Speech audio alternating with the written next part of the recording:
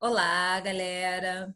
Para quem já viu esse conteúdo, a gente vai relembrar. Para quem ainda não viu esse conteúdo, vamos aprender sobre magnetismo, sobre campo magnético, sobre ímã. Vamos falar um pouco da história, vamos falar um pouco do que está acontecendo, como a gente usa isso no nosso dia a dia, gente, como a gente usa ímã.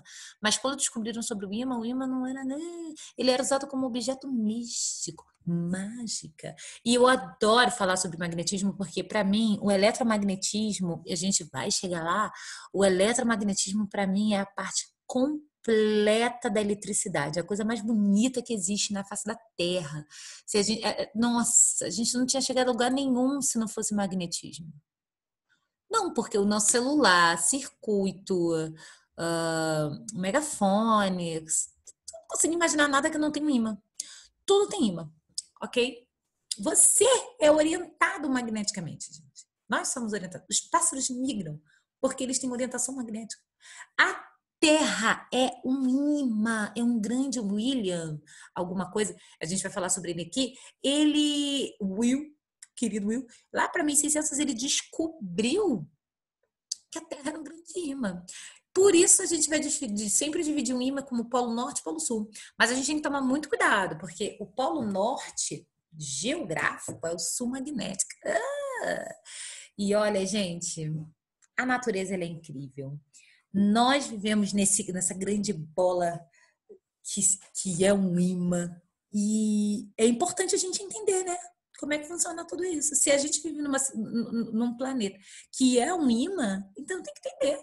Mas como assim é um ímã, né, Lídia? Sim, tem ferro líquido. Vocês vão entender a composição de um material magnético. Vocês vão ver que existem materiais magnéticos que são naturais e tem aqueles que são artificiais, ok? Mas a matéria de hoje é sobre campo magnético e para falar de campo magnético a gente tem que falar de ímã. Então vamos começar sem muitas delongas. Eu sou muito empolgada com essa matéria. Eu tenho que vigiar para não falar muito mais do que eu deveria, porque se deixar eu falo. Aliás, essa aula começaria com uma teoria de conspiração maravilhosa. Se vocês puderem e tiverem tempo e tiverem vontade, procurem sobre uma arma chamada HARP. HARP.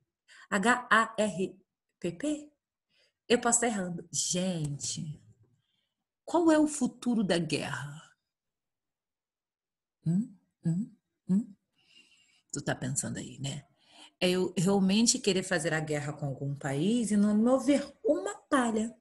Mas eu posso fazer com que haja uma manifestação da natureza. Oi, Annalise, estamos falando de provocar algumas manifestações da natureza através de uma arma que exerce campo magnético, força magnética em relação aos polos e provocam tempestades e maremotos e terremotos. Nós estamos falando disso, galera. Uma coisa muito louca. Eu vou parar de falar, né? Porque acho que isso não pode, eu vou ser presa. Mas tá na internet, tá no YouTube. Tô falando uma coisa que tá no YouTube, depois vocês procuram sobre hack. E só para vocês entenderem que pessoas foram mortas. Tesla foi morto por tantos estudos. Isso é uma coisa muito bem estudada no planeta e não é muito divulgada. Entendo que tudo que a gente for entender aqui de campo magnético, força magnética, até o final de magnetismo, não é nada perto do que já foi encontrado e o que já pode ser feito a partir dessa pedrinha chamada magnésia, magnetita. Um pouco de história, né? Vamos parar. Podem me internar? Podem. Talvez a quarentena seja a loucura, porém é real. Os poderes dessa pedra maravilhosa é real. Só que quando ela foi descoberta, ela era só uma pedra, ok? Ela foi descoberta na Ásia Menor, na Turquia, que resultou no nome, né, devido a um minério chamado magnetícia, que é a magnésia. Tem um lugar chamado magnésia. É um minério que é chamado de magnetita, que é um ímã natural, com a propriedade de atrair objetos ferrosos à distância, sem contato físico. É importante falar sobre isso, porque a gente está falando sobre campo. Tudo que é campo dentro da física são forças que estão interagindo entre si, mas elas não necessariamente se encostam. Por exemplo, a gente está rodando ao redor do Sol, correto? O Sol está encostando na gente? Não, mas a gente está em movimento em relação a eles e ele está em movimento em relação a gente. Oi, como é que isso acontece? Através do campo gravitacional, galera. Força gravitacional. Ok? Então, existem forças de campo. E é importante falar que forças de campo são grandezas vetoriais. Então, eu vou precisar sempre de módulo, direção e sentido. Então, vai ter alguns sentidos que a gente vai adotar. Não significa que seja, ok? Para entender melhor sobre o ímã. E vamos lá, vamos continuar falando um pouco da história. Magnetita é um ferro, é um mineral magnético formado pelos óxidos de ferro 2, 3. Tá aí a composição aproximada de uma magnetita, ok? Depois vocês vão ter esse conteúdo para ver com calma, mas é só um pouco da história. Vamos lá. Há mais de 2000 anos, os gregos conheciam uma pedra, o mineral de hoje chamado de magnetita, que atrai pedaços de ferro. Os gregos perceberam que os pedaços de ferro em contato com a magnetita também podiam atrair outros ímãs ou outros materiais ferrosos. São chamados os ímãs artificiais. E chamamos de imantação o processo pelo qual um corpo neutro se torna imantado. Ou seja, eu consigo imantar um corpo, ok? Através de um ímã. E ainda mais se esse corpo, por exemplo, tiver elétrons livres na sua camada, como ferro. E aí, o que acontece? Eu vou fazer com que esse ferro vire um ímã artificial, porque ele vai acabar atraindo eu vou acabar atraindo outro material ferroso. Quase que não sai, né, gente? Meu Deus do céu. Teoricamente, qualquer corpo pode se tornar um ímã, mas a maioria dos corpos oferece uma resistência muito grande de imantação. Os corpos que se imantam com grande facilidade são os ferros e certas ligas de ferro, né? Eu coloquei algumas ligas ao níquel, que é alumínio, níquel, cobalto e cobre. O ferro puro mantém sua magnetização por pouco tempo e é um ímã temporário. E os ligas de ferro, que mantém, na verdade, que são enzimas permanentes. Aquele ímã que tem lá na sua geladeira é o que a gente chama de ímã permanente, ok? E aí, lembra lá dos processos, lá das cargas elétricas que tinham atrito, contato, indução? Aqui a gente vai ficar com indução e com atrito, ok? Teoricamente, o contato ela só acontece com polos contrários, mas a gente vai falar sobre isso já já. Indução é um fenômeno pelo qual uma substância se imanta quando fica próxima de um ímã. Eu não preciso encostar, por exemplo, um ímã no outro para sentir, por exemplo, o poder do campo dela. Se você pegar um ímã em relação ao outro, ou você sente o poder de atração ou de repulsão entre elas, ok? Eu não preciso necessariamente encostar, mas eu também posso atritar a minha substância neutra em um ímã. E é necessário que seja um único sentido, por exemplo, ali essa agulha, para eu imantar essa agulha, para ela poder atrair. O que eu estou fazendo na verdade? Eu estou pegando esses elétrons que estão e estou ordenando eles no mesmo sentido. Isso me lembra corrente elétrica. Nós vamos falar sobre isso. Um pouco mais de história aí, ó. Will, lá para 1600, ele descobriu que a Terra é um grande ímã.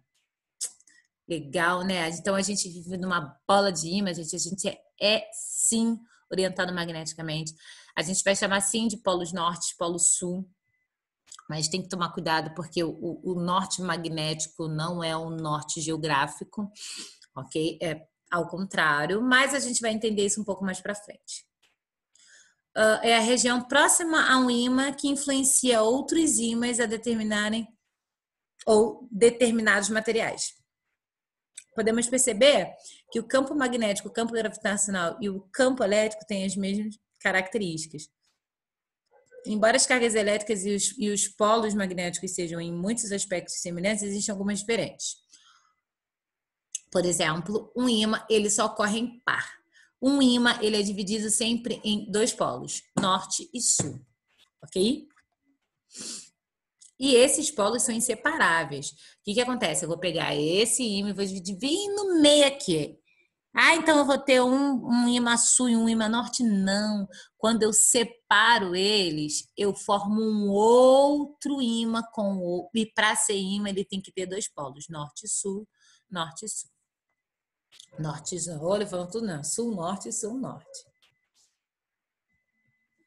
Então, o campo magnético só é gerado por ímãs. Bom, campos magnéticos vêm de cargas em movimento. Uma carga elétrica cria um campo elétrico, uma carga elétrica cria um campo elétrico, quer esteja em repouso ou em movimento.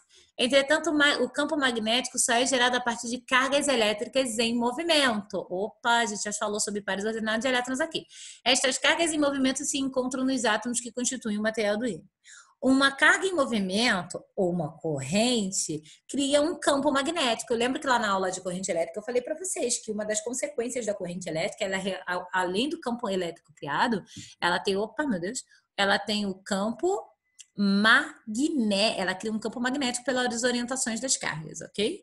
Se colocarmos uma carga elétrica em movimento em um fio transportado, uma corrente num campo magnético, uma força magnética gerar sobre ela, como eu havia dito. E o magnetismo é um ramo da física que estuda os materiais magnéticos, ou seja, que estuda materiais capazes de atrair ou repelir outros. Está intimamente ligado ao movimento dos elétrons nos átomos de uma carga em movimento que gera um campo magnético. O ímã é um objeto capaz de provocar um campo magnético à sua volta. Eu acho que está em algum lugar. Eu acho que eu coloquei também lá no Instagram do Camões. Já compartilhei com o Instagram do Camões, deve estar no meu. Uma experiência que a gente fez em sala de aula, que hoje é o 3º ano. A galera levou limalha de ferro. A gente vai ouvir muito falar sobre isso nessas aulas. Limalha de ferro nada é mais que pó de ferro. E você pode tentar fazer na tua casa. Se tiver um imã aí, queima um bombril com muita segurança. Peça sua mãe para queimar, para falar que eu dei ideia. Em nome de Jesus. Queima um bombril, pega aquele pozinho, coloca aqui uma folha, ímã embaixo, pozinho em cima da folha. E você vai perceber as linhas de campo que são invisíveis a gente, mas que existe. E você vai perceber as linhas de campo que criam ao redor do ímã. Você vai reparar que perto dos polos eu tenho mais intensidade, eu tenho mais atração, porque no campo gravitacional, campo magnético, onde nasce o magnetismo, da onde ele realmente começa a acontecer. Na verdade, a gente vai falar que sai do norte e entra para o sul. Quem lembra da carga positiva e negativa, né? Carga positiva, os vetores estão saindo, a carga negativa, os vetores das linhas de força estão entrando, então sai da positiva, entra na negativa. Aqui a gente vai falar que as linhas de campo vai sair do norte e entrar no sul. E a gente repara que tanto no norte quanto no sul há uma concentração maior dessa indução, dessa força, desse campo magnético. Bom, vamos parar aqui para você absorver toda essa loucura que eu falei para vocês sobre ímã. E a gente continua aí na próxima aula falando sobre propriedades dos ímãs. Porque se eu sempre tenho polo norte e polo sul, então eu tenho um princípio já para começar a perceber, ok? Vamos falar sobre esses princípios no próximo vídeo.